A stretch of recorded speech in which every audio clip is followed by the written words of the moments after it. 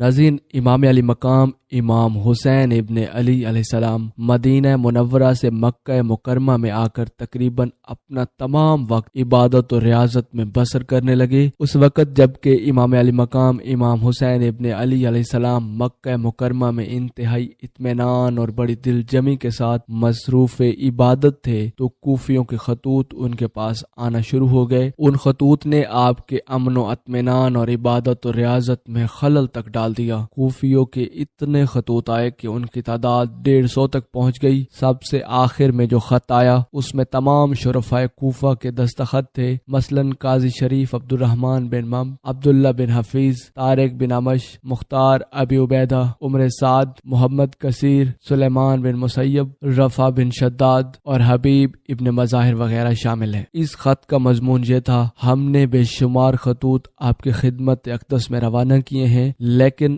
آپ نے اب تک کوئی جواب نہ دیا ہے۔ آپ ہم میں سے اکثر کو جانتے ہیں۔ ہم نے شیر خدا حضرت علی ابن ابی طالب علیہ السلام کا جنگ جمل اور جنگ صفین میں ساتھ دیا۔ ہم آپ کے بھائی حضرت امام حسن علیہ السلام کے بھی حامی اور مددگار رہے۔ بخدا قسم ہم اسلام پر جانثاری کے لیے ہر وقت تیار ہیں۔ آل رسول پر فدا ہونا فخر سمجھتے ہیں۔ ہم بنو ہاشم کے دوست اور بنو امیہ کے دشمن ہیں۔ ہم نے معاویہ ابن ابو سفیان کی حکومت کو بھی ناپسند کیا تھا، لیکن اس کے جور و جبر سے مجبور ہو گئے تھے۔ اب یزید خلیفہ ہو گیا ہے، ہماری غیرت و اہمیت یہ گوارا نہیں کرتی کہ ہم اس کی بیعت کریں۔ ہم آپ کے ہاتھ پر بیعت کرنے کے لیے تیار ہیں۔ ہمارا یہ اعتقاد ہے کہ خلافت آپ ہی کا حق ہے اور آپ ہی کو ملنا چاہیے۔ اللہ کے لیے آپ یہاں جلد تشریف لائیں اور کوفہ کی حکومت کو سنبھالیں۔ اگر آپ تشریف نہ لائے تو ہم کہہ دیتے ہیں کہ قیامت کے دن خدا سے فریاد کریں گے کہ رسول اللہ صلی اللہ علیہ وآلہ وسلم کے نواسے کو ہم نے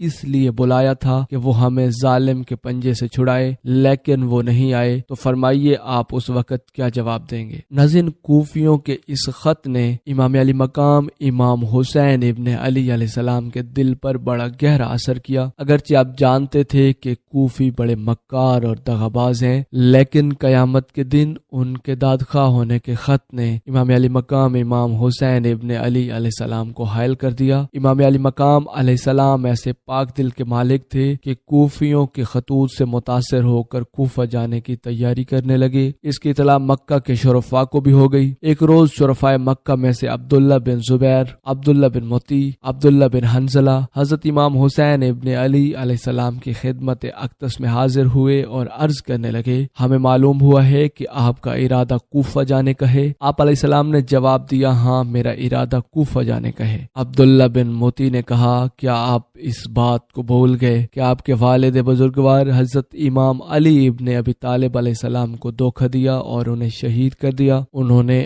آپ کے بھائی حضرت امام حسن ابن علی علیہ السلام کی اہانت کی۔ امام علی مقام امام حسین ابن علی علیہ السلام نے فرمایا: میں یہ باتیں بھولا نہیں ہوں بلکہ مجھے یاد ہے۔ عبداللہ بن صفوان کہنے لگے: پھر آپ ایسے لوگوں کے کہنے میں کیوں آ رہے ہیں؟ امام علی مقام امام حسین ابن علی علیہ السلام نے فرمایا: پہلی بات تو یہ ہے کہ وہ مجھے عقیدت سے بلا رہے ہیں، اور دوسری بات یہ ہے کہ انہوں نے یہ لکھا ہے کہ اگر میں نہ گیا تو وہ قیامت کے دن خدا سے دادخواہ ہوں گے۔ عبداللہ بن مطیع نے کہا: یہ سب ان کے مکاری ہے، وہ بدعہد، جھوٹے اور فریبی ہیں۔ کوفیوں نے ہمیشہ خاندان رسالت کے ساتھ دوستی کے پردے میں دشمنی کی ہے، آپ ان کے کہنے میں نہ آئے۔ امام علی مقام امام حسین ابن علی علیہ السلام نے فرمایا: ممکن ہے کہ اللہ سبحانہ و تعالیٰ ان کے دلوں کو حقیقت کی طرف پھیر چکے ہوں۔ عبداللہ بن صفوان کہنے لگے: یہ سچ ہے کہ خدا میں ہر طرح کی قدرت ہے، لیکن مناسب یہ ہے کہ پہلے اس بات کا اطمینان تو کر لیں کہ جو کچھ وہ لکھ رہے ہیں وہ سچ بھی ہے یا نہیں۔ امام علی مقام امام حسین ابن علی علیہ السلام نے فرمایا: کوفیوں کے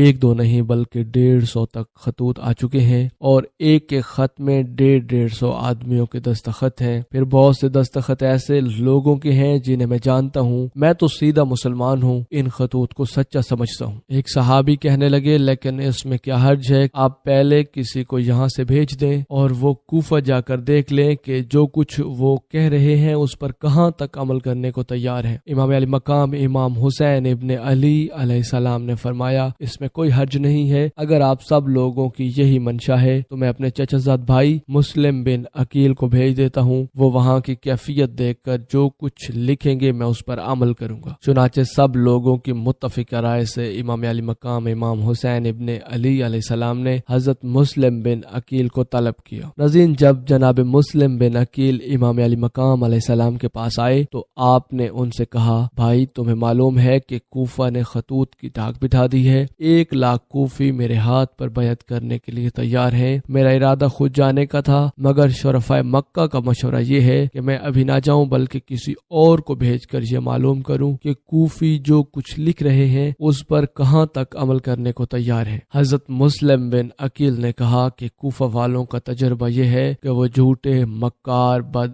عہد اور دغاباز ہیں، میرا ذاتی خیال تو یہ ہے کہ ان کے قول و فعل پر ہرگز اعتبار نہیں کرنا چاہیے۔ ناظرین، جناب مسلم بن عقیل مولا کائنات حضرت علی ابن ابی طالب علیہ السلام کے بھائی، حضرت عقیل بن ابو طالب کے بیٹے اور امام علی مقام امام حسین ابن علی علیہ السلام کے چچا زاد بھائی تھے۔ آپ اسلامی فتوحات اور جنگ صفین وغیرہ میں شریک ہو چکے تھے، اور جب امام حسین ابن علی علیہ السلام نے بیعت یزید کو ٹھکرا کر مدینہ کو خدا حافظ کہا تو آپ بھی امام حسین ابن علی علیہ السلام کے ہمراہ مکہ تک تشریف لائے تھے۔ حضرت مسلم بن عقیل کا لقب سفیر حسین اور غریب کوفہ یعنی کوفہ کے مسافر کا ہے۔ ناظرین، جیسا کہ ہم پہلے ہی بتا چکے ہیں کہ واقع کربلا سے کچھ عرصہ پہلے جب امام حسین ابن علی علیہ السلام نے مدینہ رسول کو خیر آباد کہا تو اہل کوفہ کے خطوط موصول ہوئے کہ ہمارا کوئی امام نہیں، آپ تشریف لائیے، ہو سکتا ہے ہماری ہدایت کا سبب بنے۔ امام حسین ابن علی علیہ السلام کوفہ کی تہذیب اور وہاں کے لوگوں کی بدلتی ہوئی طبیعت اور مفاد پرستی کو بخوبی جانتے تھے، کیونکہ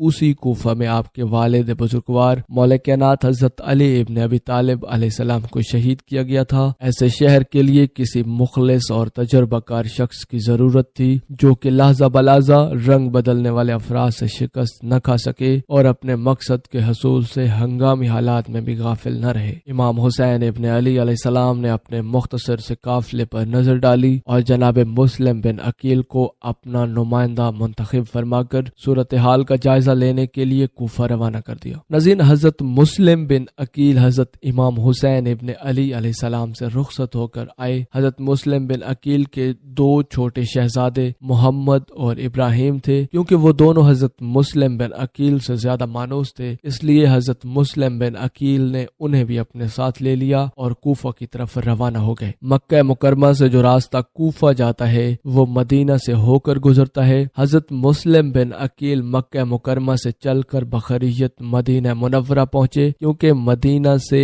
کوفے کا راستہ ایسا صحرا میں سے ہو کر گزرتا تھا جو دشوار گزار تھا اور جسے حضرت مسلم بن عقیل پہلے نہیں جانتے تھے، اس لیے انہوں نے ضروری سمجھا کہ وہ مدینہ سے 2 رہبر ساتھ لے لیں۔ چنانچہ آپ نے خیر اندیشوں سے اس بات کا ذکر کیا، مدینہ والوں نے 2 رہبر مہیا کر دیے۔ حضرت مسلم بن عقیل ان رہبروں کو ساتھ لے کر ماہ ذیقعدہ 60 ہجری میں کوفہ کی طرف روانہ ہو گئے۔ سفر طے کرنے کے بعد وہ ایک عظیم الشان صحرا میں داخل ہوئے جس میں نہ درخت کا نشان تھا نہ پانی کا کوئی چشمہ تھا۔ رہبروں کے کہنے پر حضرت مسلم بن عقیل نے کچھ تھوڑا سا پانی ساتھ لے لیا، لیکن یہ پانی کفایت نہ کر سکا، تھوڑا تھوڑا خرچ کرنے پر بھی ختم ہو گیا۔ بالآخر راستے کی مشکلات برداشت کرتے ہوئے سفیر حسین اپنے صاحبزادوں کے ہمراہ مدینہ سے کوفہ پہنچے اور حضرت مختار ابن ابو عبید الثقفی کے گھر قیام پذیر ہوئے۔ جناب مسلم بن عقیل کی آمد کی خبر سن کر اہل کوفہ مختار کے گھر میں جمع ہوئے۔ آپ نے امام علی مقام امام حسین ابن علی علیہ السلام کا خط پڑھ کر سنایا تو لوگ جوش و محبت اور عقیدے سے رونے لگے اور بعض بااثر عقیدت مندوں نے کھڑے ہو کر اپنے جذبات کا اظہار کیا اور اپنی نصرت کا یقین دلایا۔ اس کے بعد لوگ آپ کے ہاتھوں پر امام حسین ابن علی علیہ السلام کی بیعت کرنے لگے، اگرچہ جناب مسلم بن عقیل نے ان لوگوں سے بیعت کا مطالبہ نہیں کیا تھا،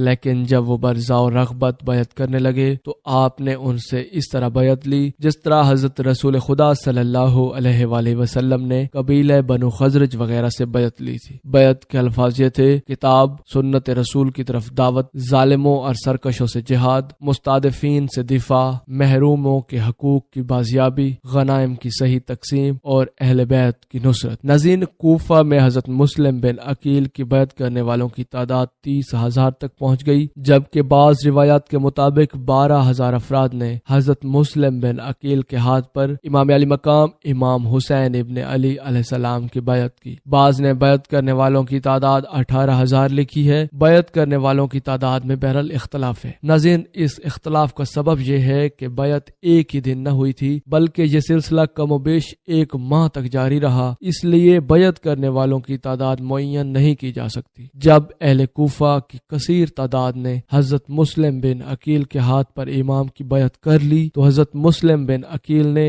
امام حسین ابن علی علیہ السلام کو خط لکھ دیا کہ کوفہ آنے کے لیے حالات سازگار ہیں۔ اس وقت کوفہ کا حاکم حضرت نعمان ابن بشیر تھا۔ جب یہ خبر یزید ابن معاویہ علیہ اللعن تک پہنچی تو اس نے بصرہ کے حاکم ملعون عبید اللہ ابن زیاد کو بھیجا کہ وہ جلد کوفہ پہنچ کر نعمان ابن بشیر کی جگہ حکمران مقرر ہو اور مسلم بن عقیل کا سر کاٹ کر یزید کے پاس بھیجے۔ جب ابن زیاد ملعون کوفہ کا گورنر بن کر آیا تو اس نے اہل کوفہ سے کہا: شام سے بہت جلد لشکر آنے والا ہے جو تمہیں تباہ و برباد کر دے گا، تمہاری ذات اور آبرو بھی محفوظ نہ رہ سکے گی۔ چنانچہ وہ افراد جنہوں نے ابن زیاد کا کلام سنا تھا وہاں سے نکل کر مہاجرین کے اہل خانہ کے پاس پہنچے اور ان کی ماؤں، بہنوں اور بیویوں کو ورغلایا کہ تمہارے وارثوں کو شام کا لشکر آ کر تباہ کر دے گا اور لشکر آنے ہی والا ہے۔ عورتوں کا دل اپنے وارثوں، بھائیوں، بھتیجوں کے قتل سے لرزنے لگا اور بے تحاشا گھروں سے نکل پڑی اور اپنے اپنے عزیزوں کے دامن پکڑ کر فریادیں کرنے لگی، جن سے مہاجرین کے دل بھی کانپنے لگے۔ کچھ تو انہی عورتوں کے ساتھ چلے گئے اور کچھ موقع دیکھ کر فرار ہو گئے۔ جناب مسلم بن عقیل وہاں پہنچے تو بہت مختصر افراد کو موجود پایا۔ شام ہوتے آپ کے پاس صرف 30 افراد بچے تھے۔ اسی قلیل تعداد کے ساتھ آپ نے نماز مغربین ادا کی۔ نماز کے بعد ان میں سے بھی 10 افراد باقی رہ گئے تھے۔ جناب مسلم بن عقیل مسجد سے باہر تشریف لائے تو دیکھا کہ آپ کے ساتھ 10 ہی افراد رہ گئے تھے۔ ان لوگوں کے ہمراہ آپ باب کندہ کی طرف روانہ ہوئے۔ جناب مسلم بن عقیل محلہ کندہ میں جس وقت پہنچے تو آپ اپنے آپ کو تنہا پاتے ہیں۔ اب آپ کے ہمراہ کوئی راستہ بتانے والا تک بھی نہ تھا اور ابن زیاد کی دھمکی امیز تقریر سے کوفہ میں سناٹا چھایا ہوا تھا۔ ہر ایک مکان کا دروازہ بند نظر آتا تھا۔ جناب مسلم بن عقیل کی نگاہ ایک عورت پر پڑی جو اپنے دروازے پر کھڑی اپنے بیٹے کا انتظار کر رہی تھی۔ کیونکہ جناب مسلم بن عقیل پر پیاس کا شدید غلبہ تھا، ابن زیاد نے کوفہ پہنچ کر حکومت سنبھالی تو لوگوں کو اپنے ساتھ ملانے کے لیے جبر اور لالچ کے حربے استعمال کیے اور جناب مختار ابن ابو عبیدہ ثقفی کو دھوکے سے گرفتار کر کے زندان میں ڈال دیا تھا۔ حضرت مسلم بن عقیل جناب مختار کے گھر سے صحابہ رسول حضرت ہانی بن عروہ کے گھر میں منتقل ہو گئے۔ ابن زیاد نے فوج کو انہیں پکڑنے کے لیے بھیجا تو حضرت ہانی بن عروہ، جن کی عمر اس وقت 90 سال تھی، انہوں نے اپنے مہمان کو حوالے کرنے سے انکار کر دیا۔ حضرت ہانی بن عروہ کو قید کر لیا گیا، اس پر انہوں نے انکار نہ کیا۔ انہیں باندھ کر 500 کوڑوں کی سزا دی گئی، جس کے دوران وہ بے ہوش ہو گئے تو ان کا سر تن سے کاٹ کر لٹکا دیا گیا۔ ناظرین، حضرت ہانی بن عروہ کی گرفتاری اور آپ کے قتل ہونے کے بعد حضرت مسلم بن عقیل باہر آئے اور جنگ شروع کی، مگر آہستہ آہستہ سب کوفیوں نے ساتھ چھوڑ دیا، حتیٰ کہ صرف 3 افراد ان کے ساتھ رہ گئے۔ مغرب کی نماز تک وہ بھی باقی نہ رہے۔ انہیں حضرت محمد ابن کثیر نے اپنے گھر میں پناہ دی۔ محمد ابن کثیر کے حمایتیوں کے ساتھ ابن زیاد کی فوج نے جنگ کی اور انہیں بھی شہید کر دیا۔ یہ دیکھ کر حضرت مسلم بن عقیل کوفہ سے باہر جانے کی کوششیں کرنے لگے، مگر شہر کے سبھی دروازے بند تھے۔ آپ نے ایک بوڑھی عورت سے پانی مانگا۔ جب انہوں نے بتایا کہ ان کا تعلق خاندان رسالت سے ہے تو اس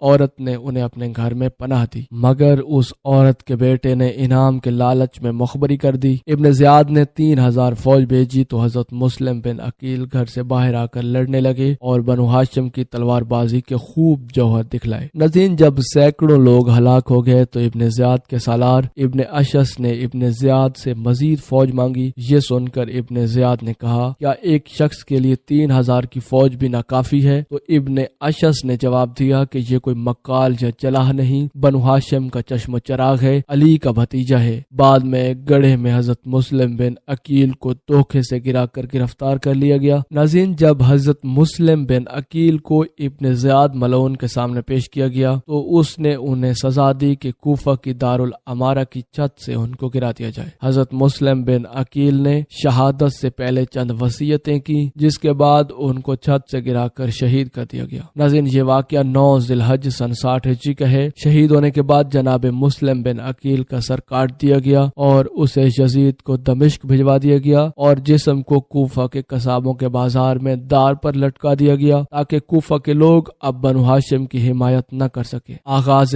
کربلا کا ظلم یہ کیسا سنگین ہو گیا، کوفہ مسلم کے خون سے رنگین ہو